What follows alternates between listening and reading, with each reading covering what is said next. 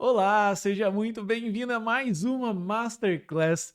E nessa aula para lá de especial, a gente vai aprender a criar um sistema de login. Não aquele sistema que a gente já viu até anteriormente, se você já me acompanha há algum tempo atrás, sobre React, rotas, telas, mas sim a parte de back-end. A gente vai implementar um JWT ou JSON Web Token e a gente vai entender como que essas coisas funcionam, tudo isso utilizando dentro de um contexto do Node.js. Então você vai aprender a fazer essa aplicação aqui comigo. Então eu estou rodando aqui o Insomnia. Então eu tenho aqui eventualmente uma rota de listagem de usuários.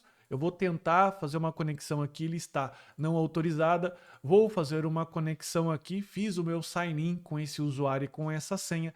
E agora eu passo, obviamente, depois da gente atualizar aqui o token. Deixa eu só atualizar o token. Só estava testando se funciona. Depois que a gente atualizar o token, a gente pode então visualizar os usuários. Então a gente vai fazer essa aplicação aqui, que ela pode inclusive ser adicionada a banco de dados. Ela é o esqueletão de tudo que você precisa para poder fazer o login, tanto para uma possível teste técnico até para suas aplicações. E ela está totalmente modularizada, então a gente vai aprender a utilizar aqui até as técnicas de DDD ou Domain Driven Design ou Clean Code. Você vai aprender a fazer tudo isso com Node.js, TypeScript, Express e todas essas ferramentas que obviamente você vai precisar uma hora ou outra, se não já está precisando, beleza? Então isso aqui é o código, é a forma como a gente organizou e a gente vai aprender a fazer isso aqui do zero. Então a gente vai começar aqui primeiro criando usuário, Node Login Dev. Eu vou acessar aqui, Node Login Dev. A gente vai abrir o Visual Studio Code aqui nessa lateral, abrir o terminal dele e tudo isso que eu estou mostrando aqui, a gente já tem outras aulas. Ficou em dúvida? Acesse os vídeos aqui do canal, outras masterclass, outras lives, legal? Então a gente vai colocar aqui npm init-y para poder criar o package.json e aqui a gente vai fazer alguns ajustes. A gente vai colocar o private true e nós iremos remover essas informações. Agora, para poder funcionar, você precisa ter o Node.js instalado. Eu tenho aqui a versão 18.16, mas você pode rodar na 20, é bem tranquilo. Se você ainda precisa instalar múltiplas versões na sua máquina e quer ter um terminal boladão como esse daqui, rodando o Linux dentro do Windows, sem dual boot, é só você ver dentro das nossas lives aqui o ambiente perfeito de um dev. Ok? É o título da live. Então agora o que a gente precisa fazer? Agora a gente precisa instalar uh, algumas bibliotecas, types, node. Então a gente precisa instalar a types node, nodemon, enref, testnode, typescript, isso tudo dentro do contexto de development, ok? Ou essa opção aqui, "-d". Com todos esses caras aqui estão instalados, agora a gente vai poder incluir aqui um arquivo chamado nodemon.json. Esse nodemon aqui, ele serve para essa biblioteca, nodemon, que ela fica verificando se houve mudanças dentro do seu arquivo TypeScript, porque o TypeScript ele é transpilado. Tudo que você escreve dentro desses arquivos, ele é transpilado para o JavaScript, assim para o Node.js entender. E basicamente ele tem essa estrutura aqui, ó, watch source, extensões tsjs, ele não ignora nada e você vai colocar nessa linha de execução aqui tsnode-r, tsconfig-paths-register, --files e você vai apontar o arquivo principal, ok? Agora, para poder rodar ele, a gente vai incluir algumas linhas de scripts aqui. São essas linhas, o build, dev e o start, ok? O build, ref, build, dois ex-comerciais, TSC, o dev nodemon e essa outra linha aqui para ele startar, legal? Agora a gente vai fazer aqui um arquivo dentro do source code index.ts e aqui a gente vai colocar o console.log hello. Aqui a gente vai acessar e vai gerar o arquivo tsconfig antes de rodar aquela opção ali e a gente vai ajustar aqui o alt-dir. O alt-dir a gente vai jogar ele para a pasta build, que é a mesma pasta que eles estão trabalhando aqui. Bacana? Agora eu vou rodar npm run dev. Para a gente poder arrumar esse erro, falta só mais uma lib, que é essa lib aqui, até esse config paths -d. A gente vai instalá-la, ela vai aparecer aqui e a gente pode rodar o Nodemon tranquilamente. Então ele está aparecendo hello aqui, que foi a mensagem que eu adicionei. Agora para o nosso programa aqui, para o nosso software Node.js ficar bem organizado, a gente vai poder fazer a instalação do ESLint. O ESLint, o que ele é? Ele é um programa, um software, uma biblioteca que você acrescenta dentro do seu projeto e ele ajuda na organização e boas práticas para que você não coloque lá seus bad smells. Beleza? Para poder fazer a instalação dele, a gente tem que aqui instalar o npm, o arquivo ESLint. Existe uma série aqui de bibliotecas, que seria o arroba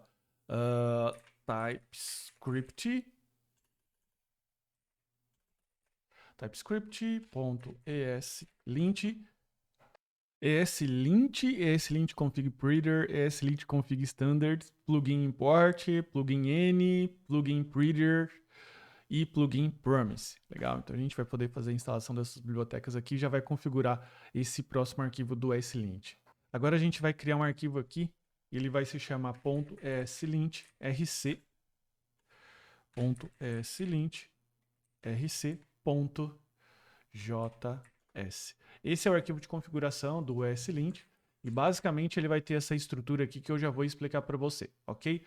Essa estrutura inicial aqui se refere aos ambientes que a gente vai rodar, no caso do Node.js, ele vai utilizar o pacote standard do Breeder, do ESLint, do Breeder, o plugin ESLint Recommended e o Breeder Recommended, ok? A gente vai usar esse parser, essas opções de parser, esse plugin ESLint, os roles para o Breeder, como por exemplo, fixar 80 colunas, 2 tabs, aspas simples, trailing commas, arrow parents e semi, e esses settings aqui, beleza?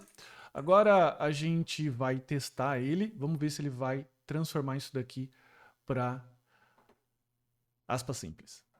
Daí quando você coloca aqui então aspas duplas, você vai ver esse arquivo aqui circulado de vermelho, mas ele está falando aqui, olha, é um problema do Breeder, então se você pressionar aqui Ctrl S, ele vai ficar com a aspas simples. E eu já arrastei o arquivo aqui vscodesettings.json, que esse arquivo aqui, no caso, é o arquivo de configurações do projeto. Então você precisa adicionar também essas configurações aqui, editor, code action on save e validate JavaScript, beleza?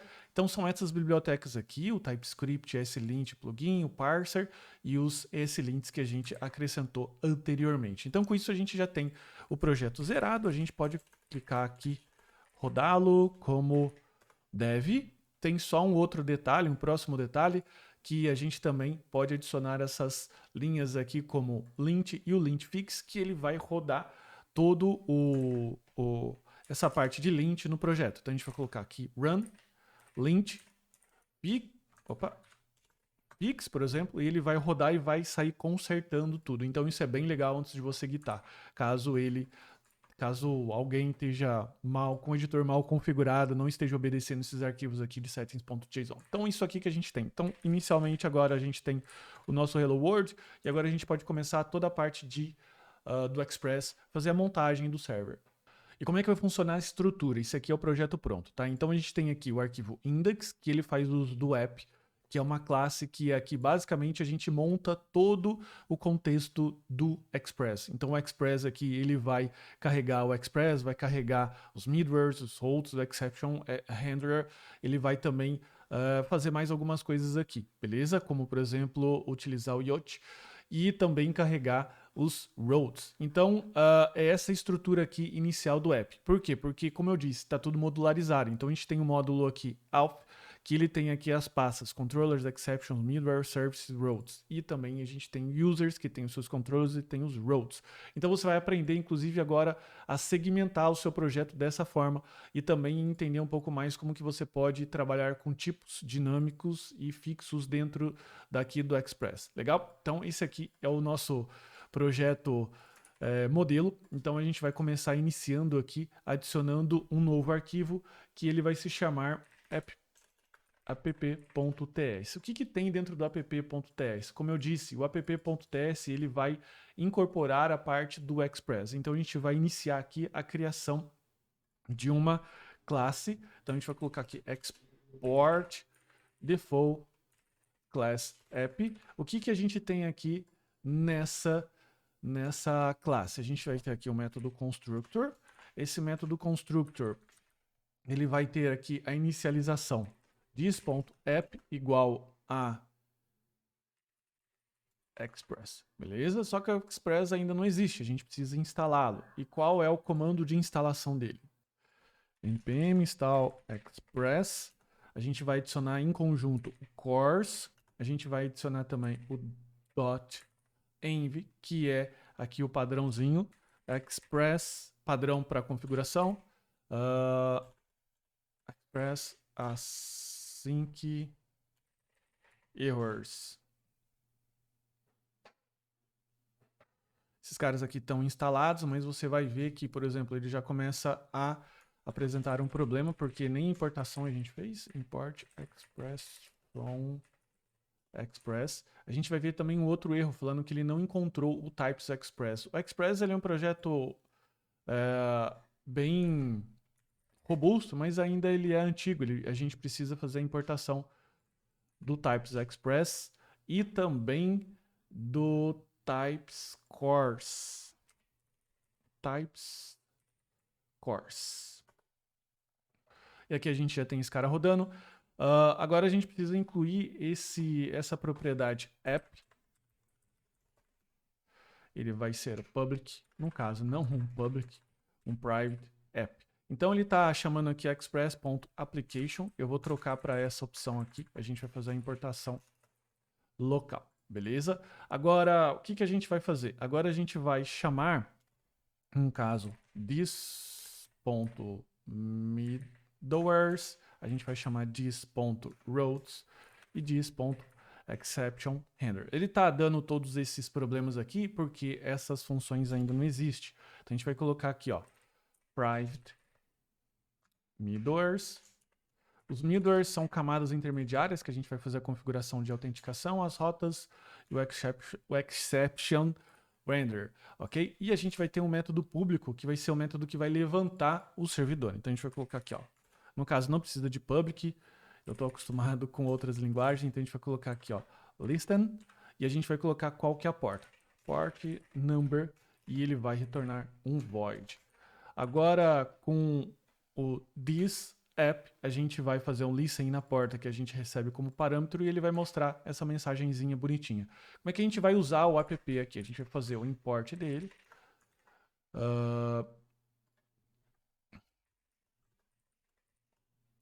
From app. New app. E o app.listen. Ok, ele está faltando ainda a porta. Por quê? Eu sempre gosto de incluir, em vez de incluir a porta, por exemplo, 3000, eu gosto de trabalhar com o .env para que ele fique bem certinho nas configurações. Então eu vou colocar aqui config.ts, a gente vai fazer import .env from .env.config export const default e a gente vai fazer aqui a exportação de algumas configurações. A primeira é a port. Então, o que eu faço aqui? Eu dou um import config, from config, e a gente vai utilizá-lo aqui, .port. Legal? Ele está aqui falando que ele tem um problema de number, porque a gente precisa fazer o casting aqui. No caso, eu vou fazer o casting dessa forma. E agora ele aceita. Claro que a gente pode enxugar esse carinha aqui e pode fazer isso aqui. Legal? Agora, o que a gente tem aqui? A gente tem a implementação do middleware routes e o exception handler, que são essas outras camadas aqui que a gente vai fazer no início. E se você prestou um pouco mais de atenção, você viu que a gente fez a importação aqui do config. E lembra que eu disse que a gente vai fazer algo um pouco mais organizado. Então a gente vai trabalhar aqui com alguns paths ou paths com alias. Dentro do tsconfig, em vez da gente colocar aqui e ficar chamando coisas com os paths, ponto, daqui a pouco a gente tem 2 pontos, 2 pontos, 2 pontos, e tem 5 níveis acima. Então, o que, que eu vou fazer? A gente vai fazer assim, ó. Vai configurar o paths, ok? Junto com o base URL. Então, a gente vai colocar aqui, ó, source e os paths. Os paths, nós teremos 2, ok? Um que vai ser do path central e outro que eu vou colocar aqui, que vai ser o @app. Legal? E aqui a gente precisa adicionar o app barra. Por fim, apagar alguma coisa que o Copilot adicionou a mais. Beleza? Então a gente tem isso daqui. Agora, o que, que a gente faz? A gente tem o arroba como o root. Então, para acessar o config, é só a gente colocar aqui o arroba. Beleza? E aqui também. Ao longo do projeto, você vai ver que isso é uma baita de uma vantagem, porque daí ele vai deixar as coisas bem organizadas. Esse daqui, que está no mesmo path, talvez nem faça diferença agora, mas você vai ver mais pra frente. Legal? Bom, agora, o que, que eu vou fazer com você? A gente vai montar a estrutura do Alf, que é aquela pasta que ela fica aqui dentro do app Alf, e a gente vai fazer toda a parte de cálculo de login, cálculo não, a parte de lógica de login, com os controllers, exceptions e assim por diante. As rotas, daí as rotas para a gente trabalhar com Alf são duas, basicamente. Claro que você pode implementar mais algumas, como esquecer minha senha, como o cadastro de novos usuários, só que daí a gente entende que isso fica dentro de um contexto da aplicação. Eu vou trabalhar e a gente vai ensinar a fazer sign in, sign out e uma rota protegida. Depois você pode expandir isso para outras situações. Então a primeira rota dentro do Alf, ele vai trabalhar com post Alf sign in, que eu vou passar aqui 2 parâmetros, e-mail e password, que em tese isso aqui estará hard-coded dentro da aplicação, e depois um sign out com o verbo delete, ok? Que daí ele vai fazer o quê? Ele vai apagar ou vai banir aquele web token para que a gente possa, para que a gente não utilize-o mais. Bacana? Então, vamos lá. Agora eu vou criar aqui uma pasta que ela vai ser o app Alf, e a gente vai colocar aqui, ó, controllers, e a gente vai colocar o nosso primeiro controller, Alf controller.ts. Qual que é a estrutura do controller que a gente vai trabalhar aqui? Ele vai ser uma class Alf controller, e a gente tem aqui inicialmente algumas funções, ok? Então a gente vai ter a função aqui, ó, async create e o async destroy. Essa daqui, como nós já comentamos, é a função que é executada com o verbo post. E essa daqui é do verbo delete. E a gente vai fazer esse mapeamento de verbo e rota no arquivo de verbo e rota no arquivo de routes, ok? Aqui por hora, o que, que a gente vai fazer? Vai dar um export default new Alf controller. Bacana? Agora, como parâmetro, a gente vai receber aqui request lá do Express, o response. Bacana? E aqui, o que, que eu vou retornar? Um promise de do próprio response. Por hora, eu vou fazer o quê? A gente vai aqui colocar um return ponto status 200 ponto JSON hello world. Bacana? Agora, voltando aqui no app, aqui dentro do método middlewares, nós iremos incluir algumas coisas, tá? Que inicialmente vamos informar para o Express que nós iremos trabalhar com o formato JSON. This.app.user, o URL encoded, e o this.app.use, e a gente vai trabalhar aqui também com o CORS. O CORS é uma biblioteca que ele filtra basicamente a origem, os domínios de origem que pode fazer conexão com a sua API. Eu vou deixar ele aberto e depois você pode configurar à medida que for necessário. Por exemplo, somente o domínio devsamurai.com.br pode acessar essa API e você pode fazer tudo isso dentro do CORS. A gente tem que instalar o CORS e também o types CORS, que o CORS, assim como o Express, ele não tem tipos.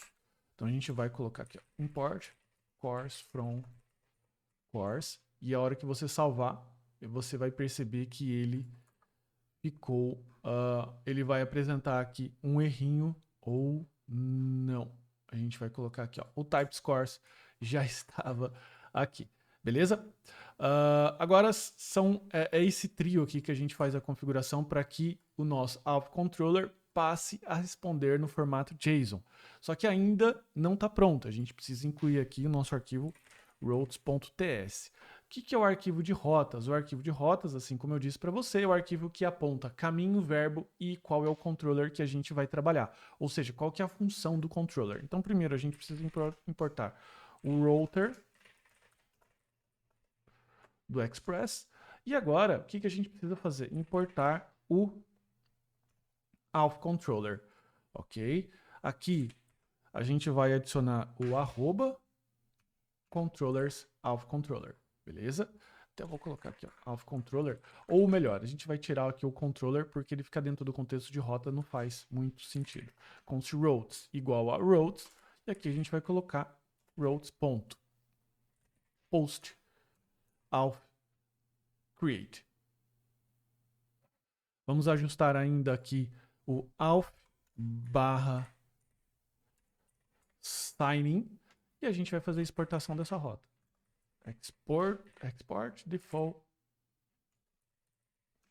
routes. Esse é o arquivo de rotas que fica dentro do domínio auth, ok? Nós iremos adicionar um arquivo de rotas geral, routes.ts, que ele vai ter basicamente a mesma estrutura, só que agora ele vai importar o routes de auth e de todos os outros módulos. E daí a gente vai fazer o quê? Importar auth routes declarado, mas não está sendo utilizado. E aqui a gente vai colocar routes.use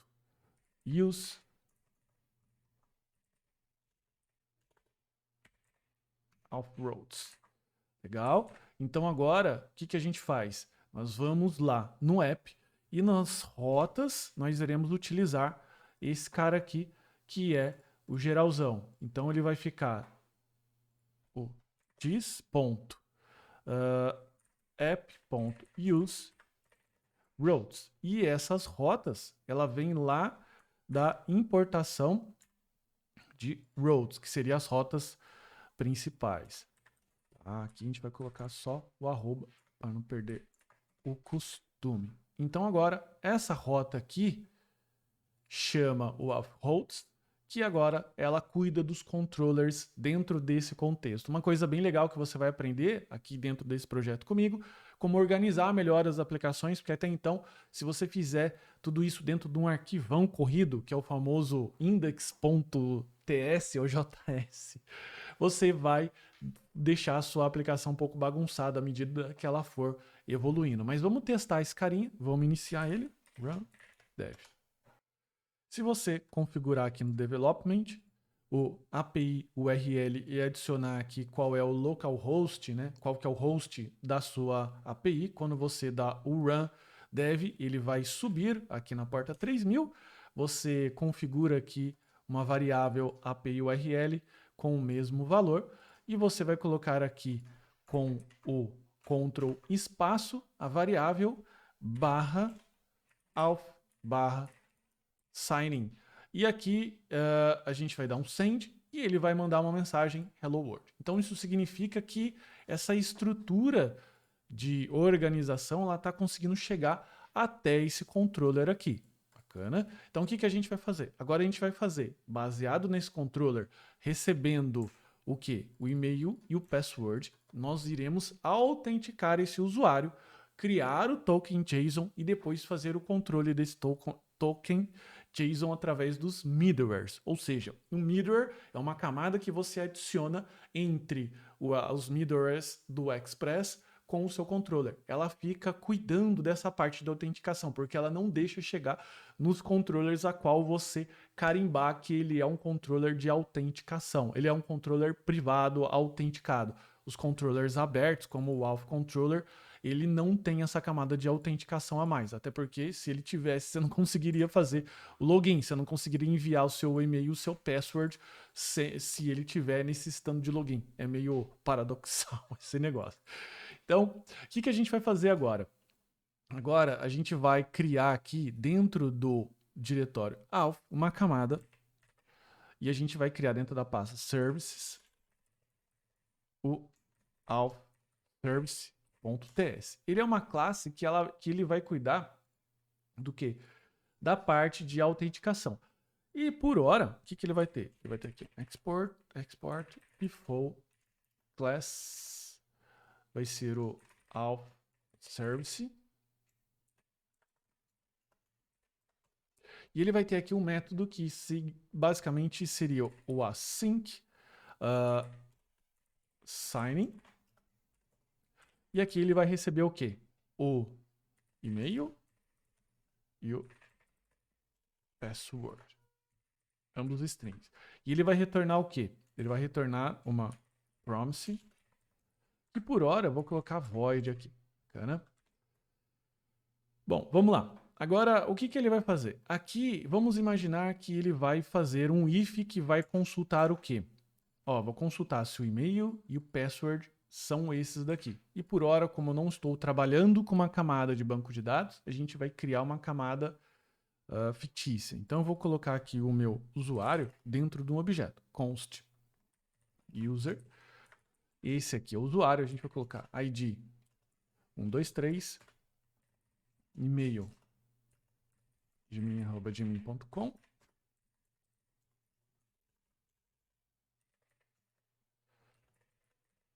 Password secret e o full name admin. Agora, o que eu preciso fazer? Dado o objeto user, eu preciso fazer uma conferência, que é se o e-mail bate com o e-mail e se o password bate com o password. Caso ele não passe nessa validação, o que ele dispara? Ele vai disparar uma exception, ok? Só que não é uma exception qualquer, é a nossa exception, é a sua exception. E essa exception vai se chamar aqui, ó, vai estar dentro da pastinha exceptions auth error.ts. O que é uma classe de exceção? Uma classe de exceção, ela estende da classe error, ok? E ela tem só esse construtor. Por que a gente costuma fazer isso e não adiciona nenhuma lógica nessa classe? Tanto é que se você excluir isso daqui, ele vai falando assim, olha, por que você está chamando um método, o slint, né? Por que você está chamando um método que não faz nada? Então, nesse caso aqui, a gente vai colocar essa linha aqui, só para ele não ficar dando um erro, porque a gente quer isso mesmo, a gente quer criar uma exception numa classe específica para depois filtrar exceptions que só pertencem à instância dessa classe, beleza? Então aqui a gente vai colocar o auth error. Aqui a gente precisa fazer a importação do auth errors. Só ajustar o path. E agora o que eu tenho? Se ele não passa esse usuário e esse e-mail, ele levanta uma exception, que seria o auth error. E agora o que eu vou fazer dentro desse service? Basicamente, a gente vai criar o JSON Web Token, beleza? Então a gente vai colocar aqui, ó, const id e full name, que puxa do user, e aqui generate token. Por que eu preciso gerar o token? Porque o token é uma informação, digamos, criptografada, que ela vai identificar aquele usuário. E eu já explico como é que ela funciona. Um JWT, ou JSON Web Token, você pode ver nesse site aqui, jwt.io, ele mostra aqui como é que esse token ele é construído. Então ele tem 3 partes: header, payload e signature. E essas partes elas são separadas por esse ponto, beleza? O header, que é a primeira parte da informação do JWT, ela vai ser um base 64 dessas duas informações aqui. Ele vai dizer qual é o algoritmo que ele está utilizando, beleza? Que basicamente pode ser esse HMAC, SHA-256 ou SRA, e o tipo, né? No caso aqui JWT. O payload vai ser as informações que eu gostaria de registrar, que são as informações do usuário. No caso, eu vou registrar o nome, se o cara é o admin, o ID do usuário, o e-mail. Essa informação ela é codificada como base 64 e por último eu tenho a assinatura, o que garante que essa informação que eu estou passando no payload seria verdadeira. É como se fosse um CRC, ok? E ela é uma informação codificada com HMAC SHA-256 de um base 64 do header do payload e de uma chave secreta, ok? E quando ele adiciona tudo isso, o Web Token fica dessa forma. Se você entrar nesse site aqui e entrar no próprio debugger dele e você colar o token aqui, ele vai abrir um token de exemplo, você pode ver tranquilamente. Então, na primeira parte, que essa parte aqui, ele tem, no caso, a informação de type, o algoritmo, aqui as informações do payload, que no caso é o ID, inclusive também a data de expiração, e depois a verificação ou assinatura. Bacana? Dentro do Express, a gente tem uma biblioteca bem legal, que ela já está pronta com todas essas, vamos dizer, questões a de se trabalhar. Se a gente entrar aqui, a gente vai ver o JSON Web Token dentro do NPM, e a gente vai ver como é que a gente pode utilizar ela, ok? Mas, em suma, tudo que a gente precisa fazer inicialmente é fazer a instalação dela. Então a gente vai fechar aqui e vai fazer a instalação do JSON Web Token na sequência do seu tipo também. Agora eu vou fazer a importação da biblioteca JSON Web Token no Auth Service. Por quê? Porque ela vai ser responsável por gerar o token. Então essa biblioteca basicamente faz esse serviço aqui para gente, a geração desse token em função das informações que eu passo para ela. Então, dado que eu preciso do ID full name, o que eu vou fazer com esse carinha aqui? O que eu vou retornar? Primeiro, quando eu vou gerar o token, eu utilizo a classe JWT, fazendo a importação dela aqui. Então, import JWT de JSON Web Token. A JSON Web Token, por sua vez, tem a função sign, que seria o quê? Ou a função de assinar. Eu vou assinar o quê? Tudo aquilo que eu for adicionar no meu JSON Web Token. No meu caso, o que eu gosto de fazer? Eu gosto de adicionar apenas o ID do usuário, ok? Nesse caso aqui, o 123. Por que eu não coloco e-mail, password, full name? Por que eu não coloco tudo? Porque ela fica sobrecarregada e porque também pode acontecer de alguém ler o JWT de algum outro lugar e talvez recuperar essas outras informações. Então eu não gosto. Eu gosto de passar o ID e sempre que eu precisar eventualmente do e-mail, do password, do full name, eu faço o quê? Eu volto a ler isso do banco de dados, ok? Agora, o que eu preciso além da informação que eu quero assinar? Eu preciso passar qual que é o secret e aqui eu vou passar qual que é a data de expiração desse token, tá? Ele está aqui aberto, mas eu vou fazer o quê? Eu vou colocar tudo isso dentro do arquivo .env, que eu vou ter aqui basicamente duas chaves, o auth secret e o auth expire in. Eu coloco normalmente 7 dias e aqui você vai colocar o seu secret. Eventualmente você pega um site que gera strings aleatórias, tá? Você pode gerar com um comando de console também. É só você buscar lá no Google e verificar essas opções. Se você estiver usando um terminal como o meu, que é Linux Base, você vai colocar esse comando OpenSSL rand x e a quantidade de caracteres que você quer. Aqui eu coloquei 64. Então você copia ele e colo aqui. É realmente uma string aleatória, mas precisa ser uma string forte, beleza? Agora a gente vai adaptar o nosso config e também incluir até a porta aqui.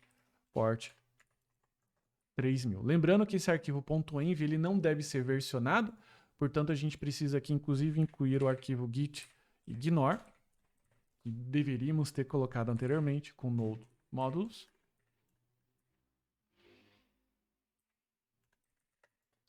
O arquivo build.env. Como o .env não é versionado, eu sempre gosto de criar um env.example sem secret. E a gente vai colocar aqui só para a pessoa adicionar alguma coisa. Bacana? Agora eu vou adaptar no meu config e vou adicionar as chaves que faltam, que seria do auth. Eu vou incluir aqui a chamada auth. Aqui auth, aqui eu vou colocar secret. Que ele process.env.auth secret ou secret, que isso daqui seria o secret padrão. E aqui eu vou colocar 7 dias. Por quê? Porque se essa string ela vem como nula, significa que não tem, ela cria um secret e a data de expiração de 7 dias, beleza? Seria esse cara aqui. Agora o que eu vou fazer? Eu vou fazer a importação do config.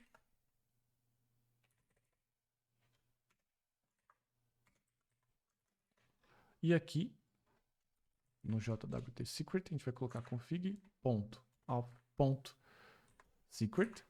E aqui, config.auth.expiryIn. E eu tenho aqui o meu token assinado. Legal? E além do token, eu gosto também, nos casos do service, retornar aqui para o usuário como uma forma de cortesia, podemos dizer assim, as informações iniciais do usuário. Por quê? Porque se eu estou trabalhando com front-end, eu posso gravar o ID, e-mail, password, full name nos meus cookies, por exemplo, ou no local storage, legal? E eu tenho o token só cuidando da parte do ID. Então, como é que eu faço esse retorno aqui? Para poder fazer o retorno dessa função, eu vou colocar dessa forma aqui, ok? Eu vou colocar aqui, ó, como user object. E aqui o token como string. Legal? Claro que ele está dando um problema aqui que eu não estou retornando nada ainda. Então a gente precisa fazer o primeiro return. Então o return fica user como previsto o ID, o full name e o e-mail, certo? Tá aqui, ó, full name, ID, full name e e-mail. E agora, o que eu vou retornar aqui? O token, que o token já está gerado logo aqui em cima. Então agora a minha função de retorno, o que ela já faz? Ela já toma conta dessa parte dessa geração de token. Então o auth service ele vai ser agora utilizado dentro do controller. Então agora para a gente poder capturar eventualmente o e-mail e a senha, a gente vai criar assim, const e-mail password de request body. Legal?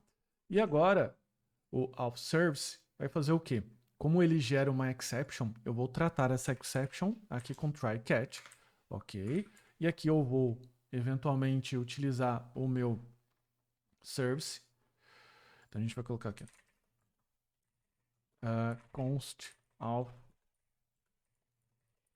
service igual a new auth service.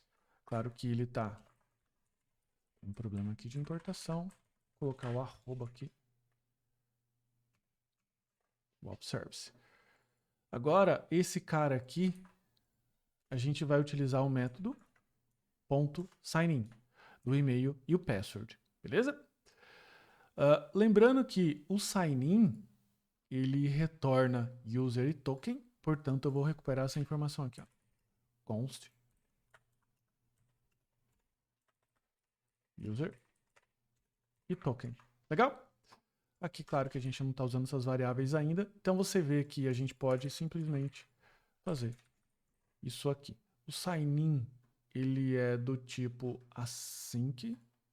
Então, vou colocar aqui await. E o método sign, ele não usa o await. Legal.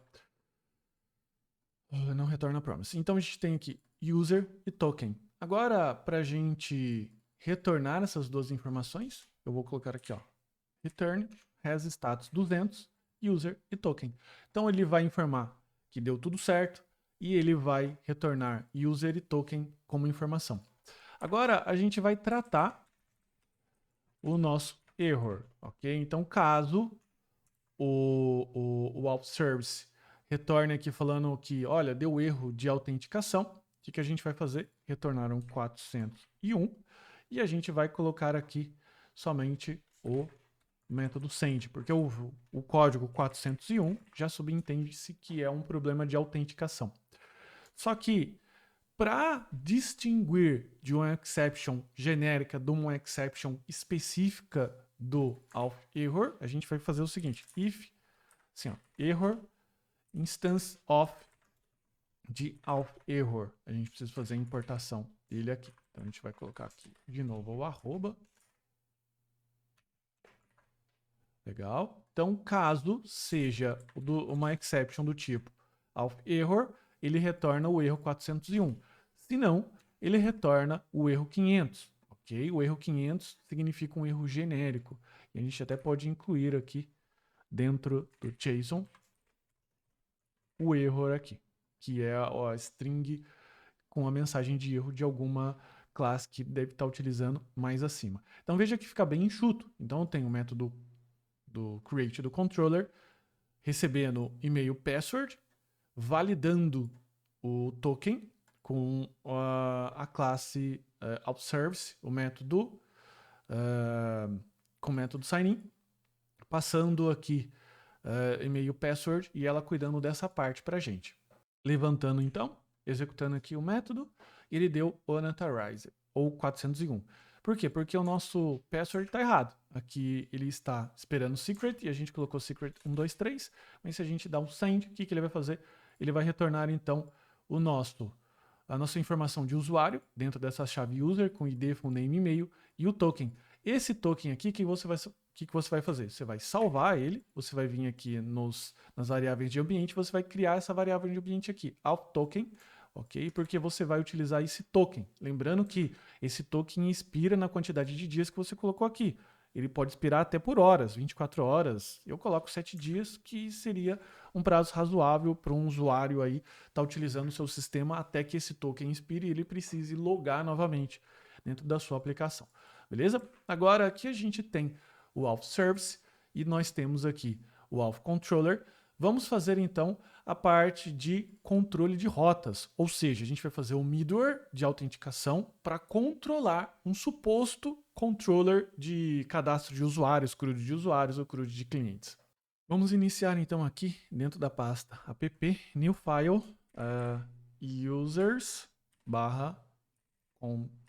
controllers, user controller, users controller.ts. Essa basicamente é a mesma classe que nós temos aqui, beleza? Então o que eu vou fazer? Eu vou criar um class users controller e ela vai ter aqui um método async index que é uma listagem de clientes. Okay? Então ela espera um promise response.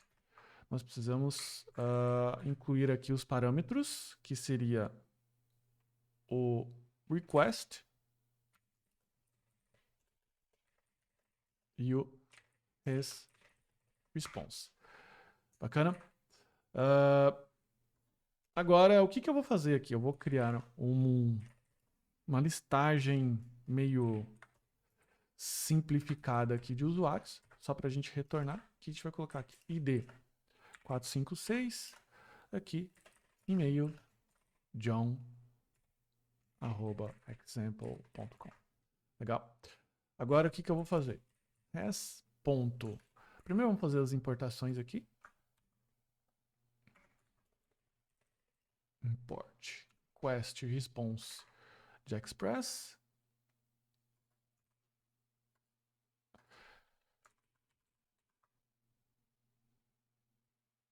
Ele está reclamando que elas não estão sendo utilizadas naturalmente, né? Então a gente vai colocar aqui status 200, JSON user, ou melhor, users. Beleza? E aqui eu vou colocar um underline só para fixar essa parte. A gente vai colocar aqui export, part default, new users controller.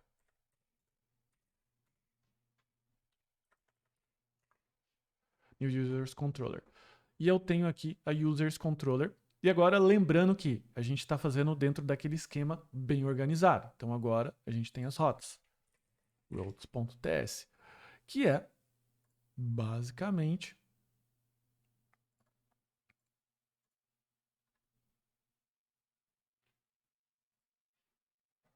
igual o routes do Alpha. Só que eu acabei percebendo que a gente acabou criando aqui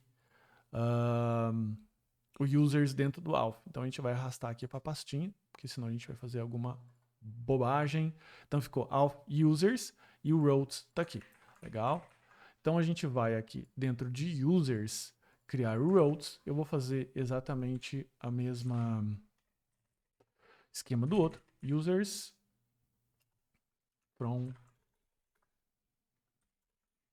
vou colocar o arroba app users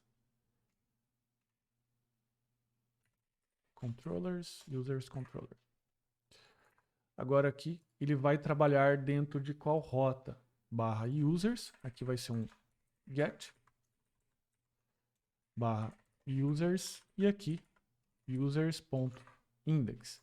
Legal? Então a rota dele já está funcionando. Lembrando que a gente precisa vir aqui e ajustar. Então vou colocar aqui import users routes from,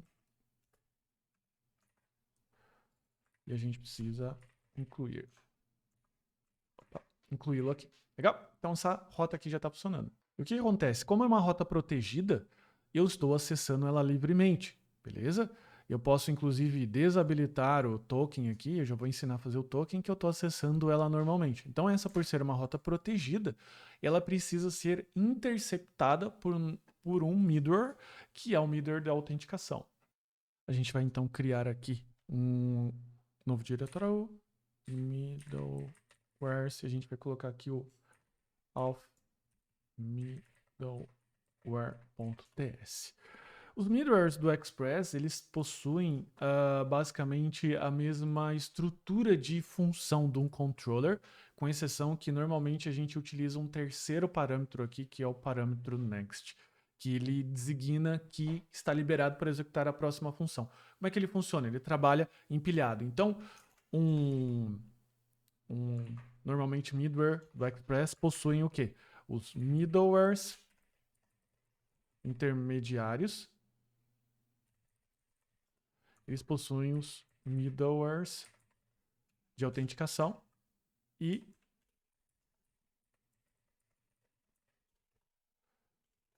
de aplicação. Ok? Eu vou colocar aqui middlewares do Express, por assim dizer. Os middlewares do Express são todos aqueles middlewares que nós incluímos anteriormente aqui, ó. Tudo isso aqui, o Express JSON, o URL Encoded e o Core são middlewares. Então são os middlewares do Express, os bases, ok? Como é que funciona a estrutura do middleware do Express?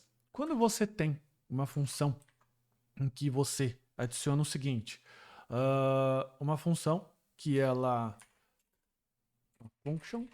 recebe request, response e next, você basicamente faz a sua lógica, por assim dizer.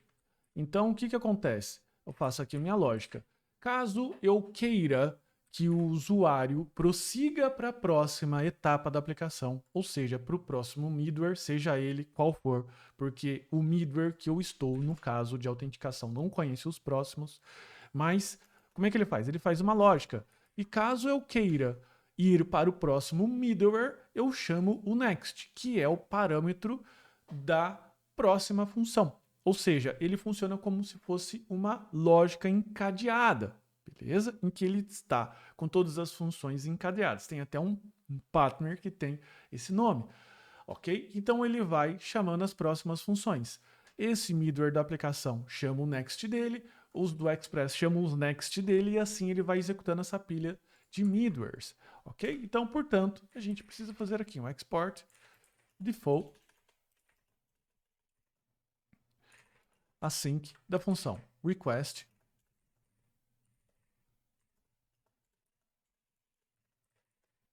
res response do Express e o next, que é o next function, ok? São todos do Express. E basicamente é o processo que eu já comentei anteriormente. Se eu colocar isso aqui, return next, e eu pulo para o próximo next. Então esse aqui é um, digamos, middleware dump, que ele não faz nada. Só que se eu quiser eventualmente fazer o seguinte, if request authorization, beleza? E eu verificar aqui eventualmente que se não tiver o header authentication, eu chamo 401. Ou seja, eu retorno o status e não o next. E isso vai fazer que a minha aplicação esteja travada. Então, nesse ponto, você verifica o header authorization e mais o seu token, ok? Então, assim, a gente vai basicamente trabalhar com essa lógica. Então, eu vou primeiro recuperar o token do auth header, que ele vai buscar um header de autorização, beleza? E aqui ele vai verificar. If, se não tiver o auth headers, eu vou dar um return de has status 401. No token provided, ok? Ele não retornou token nenhum. Se eu estiver passando o token, eu vou recuperar esse token, ok? Const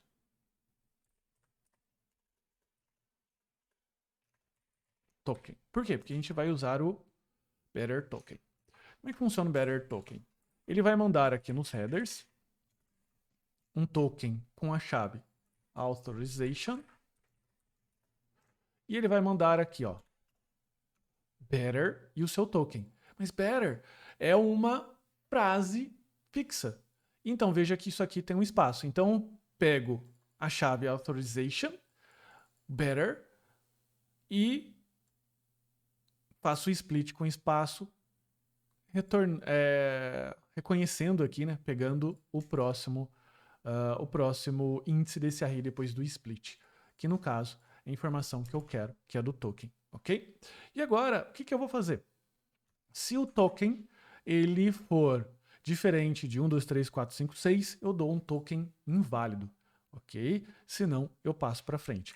Vamos deixar o auth mirror desse jeito antes da gente começar a trabalhar com o token de autenticação. Antes de a gente incorporar aquele token do JWT gerado. A gente deixa ele fixo desse jeito, daí a gente implementa a camada de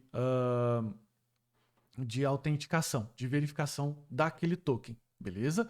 Agora, como é que eu uso o auth mirror? Eu vou na rota de interesse, no caso, a rota protegida users, e eu vou fazer a primeira importação aqui, ó. Import auth mirror from app auth mirrors o auth mirror, beleza? E agora, simplesmente, eu injeto ele aqui.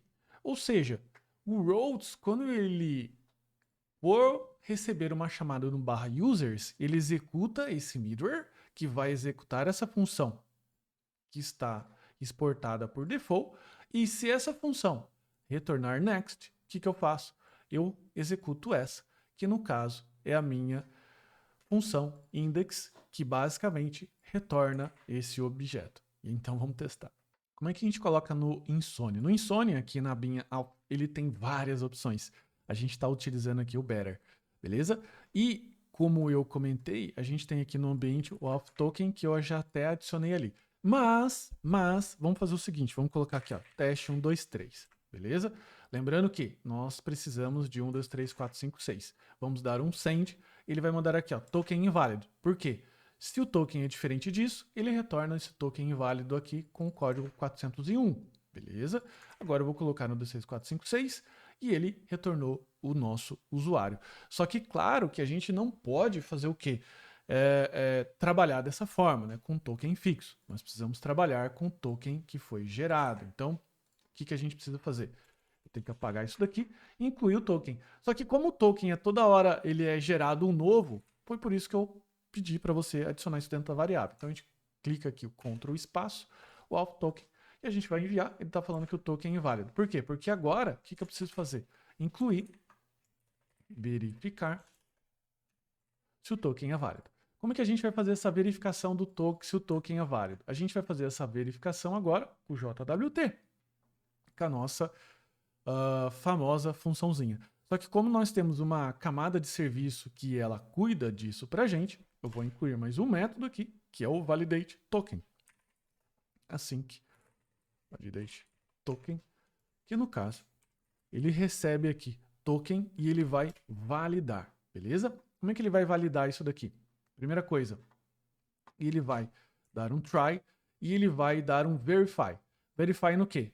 No token que eu estou recebendo, beleza? Se ele bate com a chave secret que eu fiz o quê? Que eu coloquei lá no meu .env. Então veja o quanto é importante você não compartilhar esse secret, porque esse secret é o que codifica o seu JWT. Então se por acaso você passar essa chave para alguém, basta essa pessoa copiar essa chave, colocar no env dela, que ela vai ter a possibilidade de decodificar o seu JWT, beleza? Agora, o que acontece?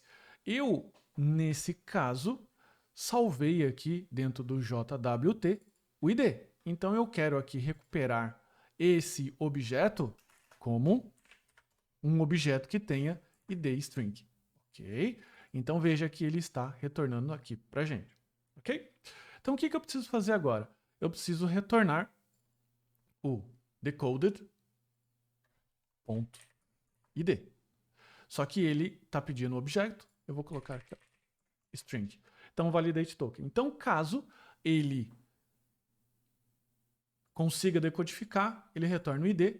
Caso o verify estoure uma exception, eu vou capturar essa exception e vou sobrescrever com o auth error para que a gente possa saber que não é uma autenticação qualquer, é um problema qualquer, é um problema de token inválido, ok?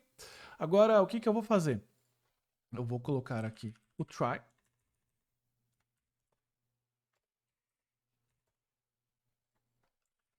E vou usar o meu auth service.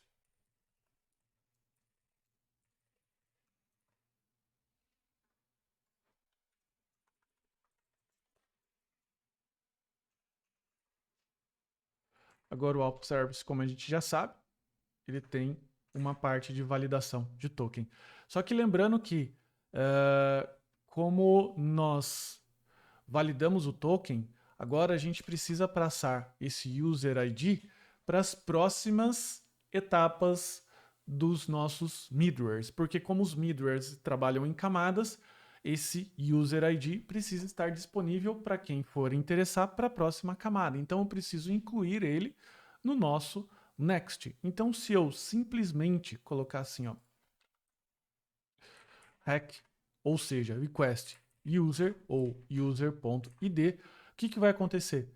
O user ID ele não está registrado nesse tipo de request. Então a gente vai precisar aqui incluir e fazer um declare namespace, beleza? Como é que a gente faz isso? A gente vem aqui na pasta source, a gente vai criar aqui um arquivinho com @types express index.d.ts. O que a gente vai colocar aqui? A gente vai redeclarar, né? Então a gente vai redeclarar a interface agora com namespace express, a interface request, nós vamos injetar o usuário com ID e o seu token, beleza? Então a gente vai colocar agora aqui, nesse caso, o hack user, beleza? E ele vai receber aqui o ID e o token. Nesse caso aqui, eu vou reescrever para ID. Beleza? Então, esse request, essa classe, ela passa agora a conter a possibilidade, né, de conter um objeto user com seu ID e com seu token, beleza? Por que isso é importante? Para que o middleware passe essa informação para as próximas camadas. Agora, a gente não vai deixar esse try catch vazio. O que a gente vai fazer? If error instance of error, o que eu vou fazer? Se for o tipo of error,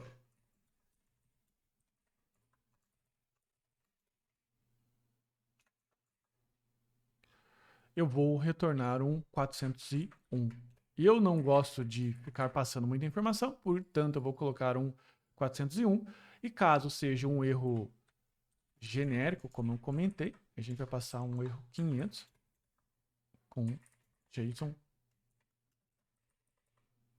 com o erro que nós já estamos recebendo aqui. Então agora o que a gente pode fazer? Agora a gente pode testar, porque nós estamos chamando o auth service. Agora nesse caso aqui eu vou colocar desse jeito para economizar pernada de código.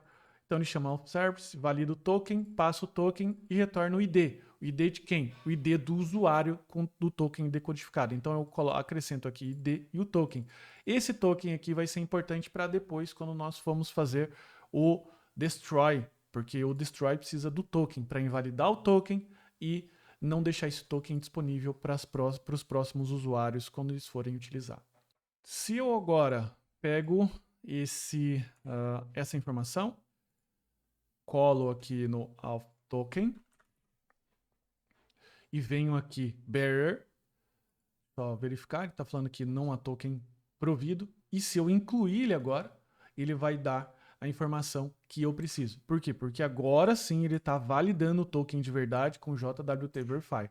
Se por um acaso eu colocar 1, 2, 3, 4, 5, 6, que era o token antigo, ele vai dar o unauthorized, porque ele está tentando fazer a função do JWT Verify, ou seja, fazer a lógica do JWT, beleza? Mas ele não consegue, porque isso aqui não é um web token válido. Então ele vai retornar isso daqui, beleza?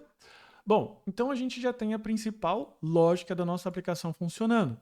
Veja, só recapitulando, eu tenho um controller que está fazendo o sign-in, ou seja, autenticando, criando o token daquele usuário, retornando os dados do usuário. Eu já tenho um middleware que controla se aquele token é válido. Agora, e temos também um controller que ele está protegido aqui por esse middleware de autenticação. Agora, o que eu preciso fazer? Agora eu preciso fazer a invalidação do token, ou seja, eu preciso fazer a etapa de destroy, beleza? E quais são as formas da gente, vamos dizer assim, invalidar um token, tá? Lembrando que um token JWT, ele é uma string encriptada que depois que eu desencripto ela, eu recupero a informação de ID, tanto que se você colocar ela aqui nessa ferramenta, você vai verificar o nosso ID 123, beleza? Só que eu não guardo esse token no banco de dados. Até poderia guardar, beleza? Só que existem várias formas da gente fazer sign out. Uma delas é você apagar esse token lá no front-end, invalidando ele no seu local store, se você estiver utilizando um navegador lá com React. Só que a gente vai fazer aqui através de uma técnica chamada de ban de token, ok? Ou seja, a gente vai guardar dentro de um banco de dados, esse banco de dados é o Redis, para quê? Para que ele jogue dentro da lista de tokens banidos. Porque quando eu fizer o destroy, ele grava no Redis e o create e o verify vai fazer essa verificação. Em que o auth service ele vai fazer uma verificação. O validate token. O token está banido, ele vai fazer uma verificação no Redis. O token está banido. Se o token estiver banido, ele vai buscar dentro do banco de dados. Token banido, ele já chuta o cara de vez. Por quê? Porque ele não vai daí retornar aqui o sign-in. Então ele vai ter que verificar aqui, inclusive, aqui ó, verify se o token está banido, beleza? Ele verifica aqui nessa ponta, antes de verificar o usuário e senha, porque se o token estiver banido, eu não faço mais nada. Bacana? Então, isso que a gente vai implementar. Então, agora a gente vai trabalhar com o nosso Redis. O que eu vou fazer? Eu vou abrir aqui e criar um arquivo dockercompose.yaml com esse conteúdo aqui. O que isso significa? Isso aqui é uma stack do Docker que vai falar para ele o seguinte: olha só, puxa a imagem Redis versão 6, mapeia esse volume e levanta o serviço na porta 6379. Por que eu estou utilizando o Docker aqui? Porque assim você não precisa ficar instalando nenhum banco de dados adicional no seu computador. Para levantar esse carinha, é o Docker Compose Up-D. O que ele vai fazer? Ele vai levantar uma instância aqui do Redis e vai deixar o banco de dados rodando sem nenhuma instalação, beleza? Necessária a mais. E aqui no config, o que a gente vai fazer? A gente vai incluir uma chave, que é a chave do Redis URL. E eu vou colocar aqui, Redis URL. A gente precisa ainda incluir esse cara aqui. E, por padrão, é o localhost 6379. Eu vou incluir isso aqui no nosso ponto em também.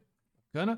Para a gente poder fazer o uso do Redis, e a gente vai utilizar aqui uma biblioteca chamada IO-Redis. Então, a gente vai fazer a instalação dela. Depois de fazer a instalação, eu vou criar aqui dentro do source uma biblioteca da pasta libredis.ts. Essa biblioteca ela vai ser responsável pela manipulação do Redis, ok? Então a gente vai colocar aqui, ó, import Redis from IO-Redis. E a gente vai fazer a importação do nosso config. @config. E aqui a gente vai colocar const redis igual new redis config redis.url.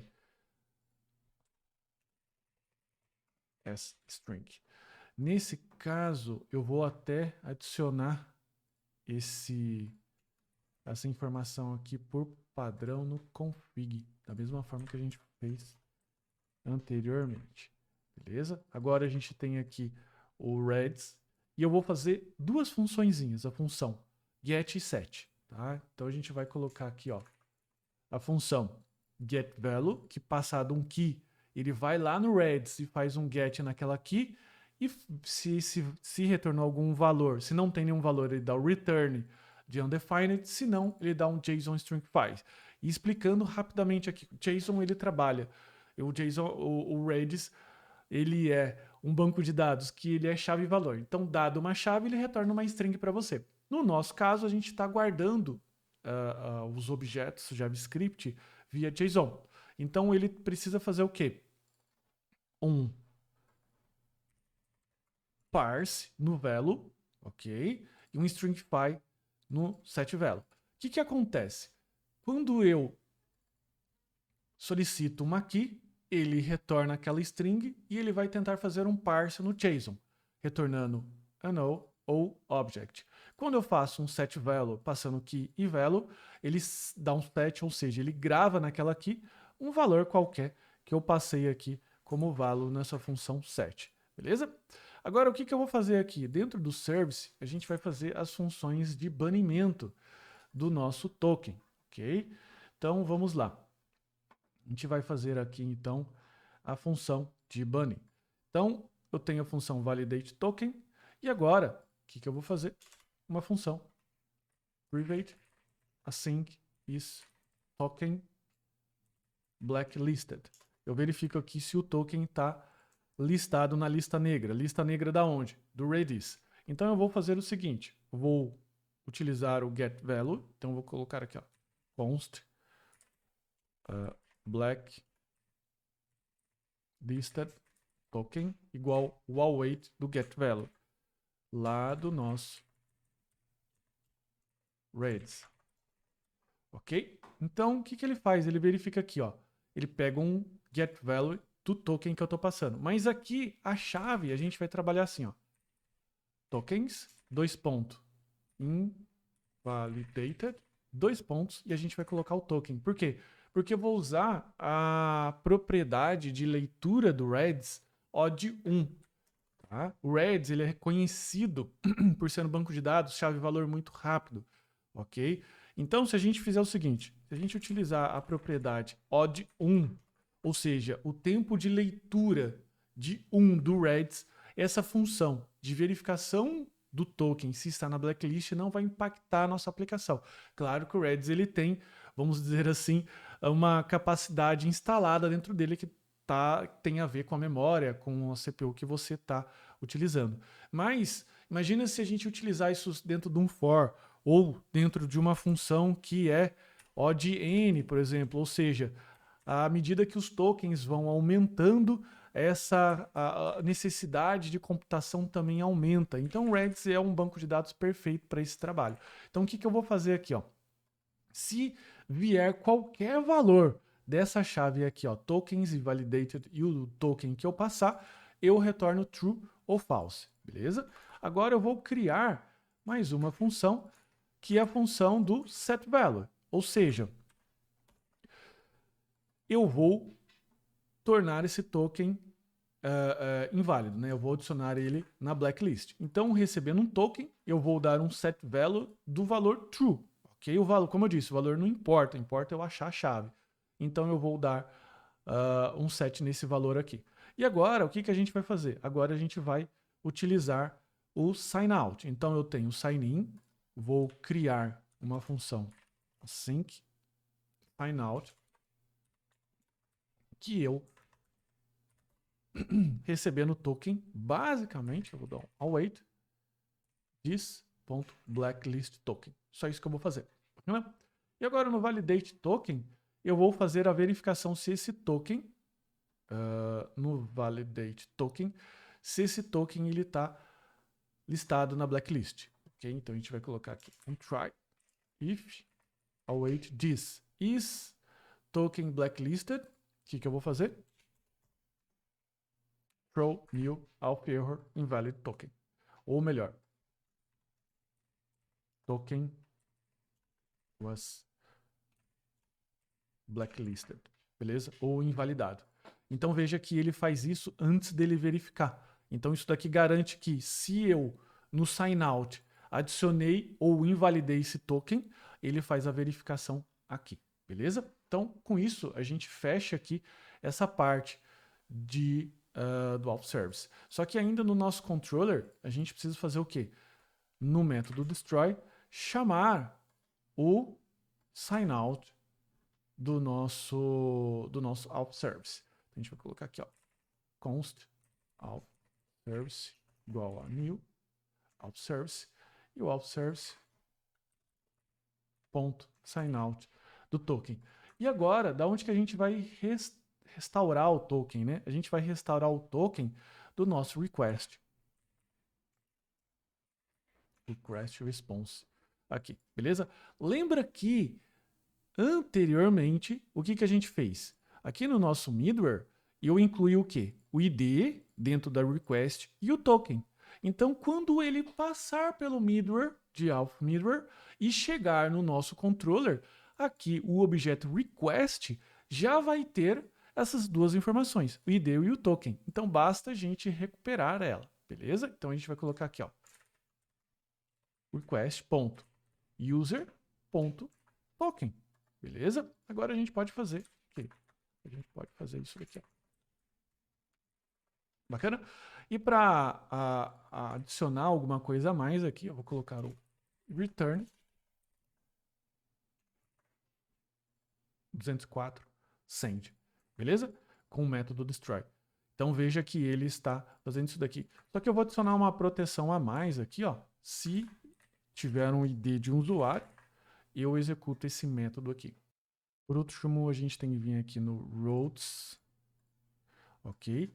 E adicionar então aqui um delete sign